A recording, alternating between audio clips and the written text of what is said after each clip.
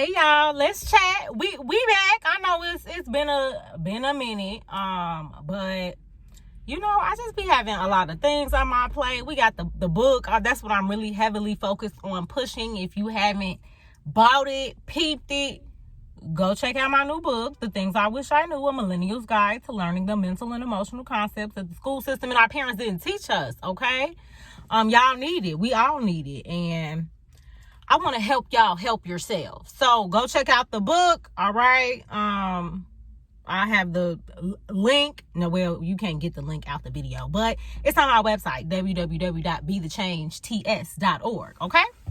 But today, so we're going to chat about ending therapy. I felt like, this was a cute little short chat that I could do because I as a therapist, I realized that it is awkward for people. And people seem to make it a little deeper than they need to, right?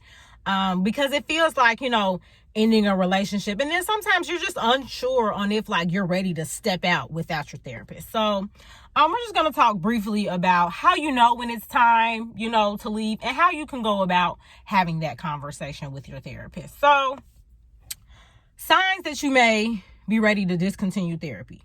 The first one is very obvious, right? You come in the session and you don't have much to talk about.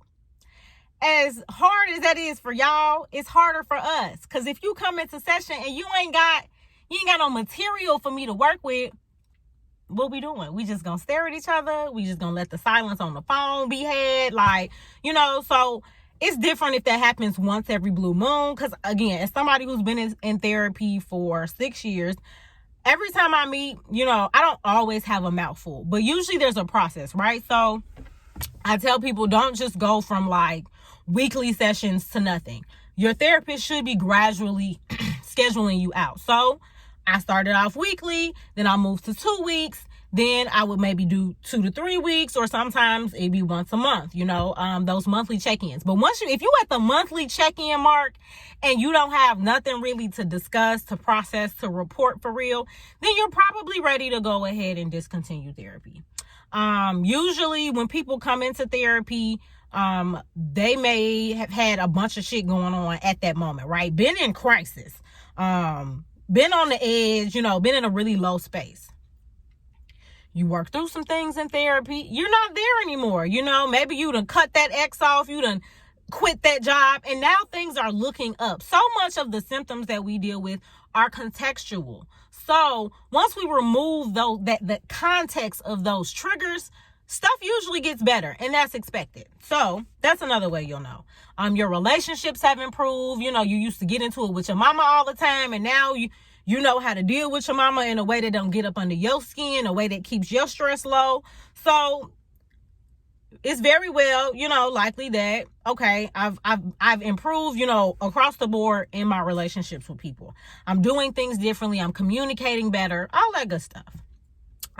You feel confident, right? Usually when people come into therapy, they have a level of self-doubt. They're not sure about their choices or their decisions or the judgments that they make. And so usually through therapy, you get more confident in the choices that you're making and what you're deciding for your life. And you don't necessarily need as much validation, because that's really what, the therapy space is valuable for, is being able to give you some validation when maybe you're not getting that from other sources. Your symptoms have diminished, okay? So when you started, you was crying every day. Now it's happy cries, or you not crying at all, or you don't feel as sad. And so you're probably in a good space. And, over time, right? Don't just do it for a few weeks and be like, okay, I think I'm good. No, and that's the thing. Therapy is different for everybody, right? So some people, they may try it out, do it, for a month or two, and decide that they feel like they got what they needed out of it. And that's okay. You and your therapist have come to decide that, whatever goals you guys initially set when you first started, you've accomplished those goals. Your therapist is complimenting you on your progress. They're letting you know they see the growth. You see the growth. The people around you see the growth. So if you're feeling like, okay, I may not need this anymore, that's probably a sign that you're good to go. So where do I want to go with this next? I I just don't want people to make it deeper than it needs to be. So another part of this, as far as like coming to thinking about discontinued therapy, sometimes it's not the therapy you need to discontinue, it's the therapist. Okay. All therapists aren't good at their jobs, like any field, right? Any industry. Some therapists have different approaches. So you may need a more confrontational approach, right? Where they're challenging you. They're calling you out on your shit. Some therapists are just more passive. They're going to sit, they're going to listen. They may not give good feedback or much feedback. And I've gotten that from some of the clients that I've had who've done therapy before. And they're like, yeah, it was great, but I just wasn't feeling like, I was getting the guidance or the feedback, that I really needed. So number one, before you ditch your therapist, maybe talk to them about your concerns, right? I usually tell people, unless it's just something out of pocket, they ain't showing up to sessions, they canceling you on you late, they falling asleep, shit like that, you can go ahead and cut them off for easy out the gate. But if it's just a difference in approach, that may be a conversation that you want to have with that therapist and let them know what you need more of. So that's step number one. But I got some signs, that you might need a new therapist. So number one, the therapist, they give you limited feedback. They're not really engaged the way that you need them to. I'm a therapist who I like to give a lot of feedback. Well, maybe you should consider this, or maybe, this is an option, or maybe we should try that. Versus just kind of sitting and like nodding and taking in what you're saying, or asking you like, well, what do you think you should do about that? Because sometimes if you knew what you should do, you may have all the answers already. You may not need me, so it's always good. Even if you're thinking it's good for your therapist to say it, and then that validates already that you was on the right course, right? You was on the right path. Your symptoms are getting worse is another sign, right? Like you in therapy to improve. Sometimes that may indicate that, again, you either need another therapist or you might need a higher level of care. So if you started off coming to me and you was already, drinking a pint a day, and here we are in month 2 and you drinking a 5th a day, baby, I got to refer you to a higher level of care. You're beyond my scope, or you're beyond my help in this individual therapy space. Okay. You might need to go do an outpatient program, or you might need to be admitted into inpatient where you can detox, that sort of thing. So that's another way that you may know. It's like your symptoms, they're getting worse. You're not feeling no better. Like we might need a different approach. Your therapist overshares or monopolizes the conversation. I've heard stories about, just therapists going on tangents. Now, if I'm telling a story, because I like to story tell, y'all know this.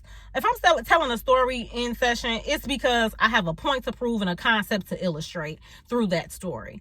And so sometimes if a therapist is just talking about, like one girl told me her therapist got to talking about her Louboutins and how she bought them and all this money she making, that's not what we there for. Okay, we there to talk about you. So the conversation should always redirect itself to come back to you. Again, I already mentioned this. Your therapist is inconsistent. They repeatedly miss sessions. They say they forgot, Now, every therapist has a moment where your wires get crossed. You may mess up your schedule, be looking at your Wednesday and it's a Tuesday. I've been there, but it shouldn't be happening repeatedly. Okay. You should be able to know, like, for the most part, when it's my time in my day, my therapist gonna show up for me. Okay. Last one is you're still struggling to build rapport with your therapist or a connection over an extended period of time. So if you've been seeing them, like I said, give it a month or 2. And if you still feeling like we don't really connect, I don't really feel understood, they saying stuff that may not be in any correlation to what you're discussing, might be time for a new therapist. Okay. So those are just some things to think about. My main thing I want people to know, as far as like the conversation of saying, I'm considering, I feel like I got what I needed out of therapy, is the fact that our job is to eventually work ourselves out of a job. You shouldn't necessarily need us forever. Now, me and my therapist, we locked in for life. I don't know if I'm ever letting Shorty go, because the benefit of our relationship, or my therapeutic relationship with my therapist, is the fact that I've gone through transitions and she's been with me through all of those transitions. And I have more transitions to come. Hopefully I'll eventually find a man, maybe have some kids, get married, all that sort of stuff. And I need that space. And that's something else I want to illustrate for people is like, a lot of your decision to end therapy has so much to do with why you started going and what the space represents for you. My therapist space is like maintenance, right? You go get your oil changes, you go to the doctor, get your checkups. I need that. I need it more consistently than I need all that other stuff, because if my mind ain't right, nothing else ain't right. If my emotions aren't intact, I can't help nobody. And I make a living helping people, So that's something that I always have needed, that safe space, that validation, to a point where like certain stuff I don't even disclose to my friends. I might tell my mama if I feel like I need that motherly love. But I'm gonna tell it to my therapist, no matter how embarrassed or shameful or whatever it is, for the most part. And so I need that one person, because then that prevents me from having to like overshare. So that's always been important for me, is knowing like, all right, if I had a great 2-3 weeks, great. If I didn't, I know I got my session. And the thing about really good therapists is, baby, they don't be having availability like that. So I have always, I don't care if I got to see you once a month, I'm not getting off your books. Because if I get off your books and then I decide 6 months later, a year later, I want to come back, you may not have the space for it. And I always feel bad for people who like end up scheduling with me, and then for some reason, things come up, they decide they don't want to do it or whatever.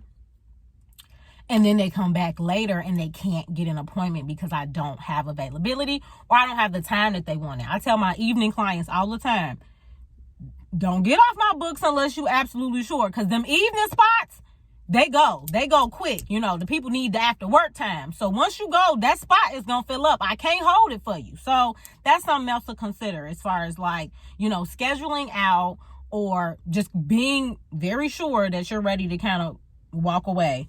Because like I said, me and mine, I'm not getting off her books. I need that.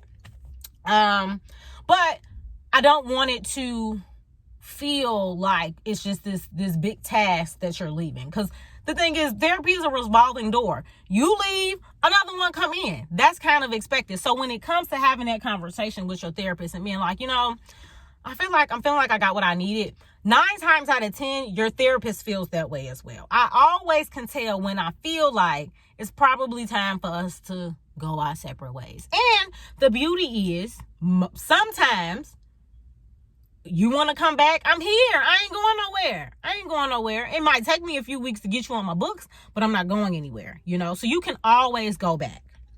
That's something to remember. But one thing I will say, do not leave or stop therapy by ghosting and leaving unpaid balances. I make my money doing this. All therapists, they don't get paid if you don't come. So usually when people like are kind of feeling like they want to stop therapy, they'll just start kind of missing sessions repeatedly, right? And I ask like, okay, do you want to meet in 2 weeks? No, yes, you want to let me know? And I try to do that to give people an out, right? Like, oh, well, I'll just let you know. Cool, I know you ain't coming back. We can do that. But one thing I will not do is you leaving and you have a balance, all right? Sometimes people let their co-pays build up. The insurance game is fucked up. I done had people who we done thought they was getting paid for, or we done got paid for them, and then Blue Cross Blue Shield come back around and be like, no, it was another insurance that was supposed to be paying because they got another primary, so we're gonna need $700 back. Don't do that to your therapist. And I'm not gonna say it's hurtful. It's kind of hurtful, but it's also kind of just very frustrating and annoying. I've had people where I've been there for them, right? Lowest points, worked with them. And then something pops up at the end. They stop seeing me or whatever. They ghost. I end up finding out, like one person, we ended up finding out like he didn't have insurance the last maybe 4 times I saw him. So of course we have a bill that hasn't been paid and we can't reach him. When I say we, I mean me and the lady I work for / with. We can't reach him. He done blocked us. We can't send no letters to his house to let us get him returned. Very ghetto. And just unfortunate because I was there for you. I was there for you. And you're going to stiff me on my money? Shame on you. But people like that get karma. So that's all I'm saying, is don't be that person. Therapists, we are empathetic people. We understand things happen, right? So if you need to do a payment plan, if you need to pay me $20 a month, a week, until you've paid your balance, then do that. But don't just be like, okay, well, I'm going to skip out on this because, baby, we getting ready to get us a, what's it called? We getting a collections agency involved, because I'm not missing out on no more money. I'm not doing it, you know? So just think about that, right? It's okay if you want to end, but don't leave people without paying them for the services that they render to you, because this is how we pay our bills. This is how we live, you know? So you don't get that time back. The time that I gave you, the feedback, the support, I gave that to you. So, and it wasn't free, because I'm not your friend. But yeah, so your therapist shouldn't take it personally if you decide that you feel like you're done. And that's what I'm saying. Just make it a conversation. Hey, you know, I feel like I'm good. I feel like I'm in a better place, and I think this should be our last session.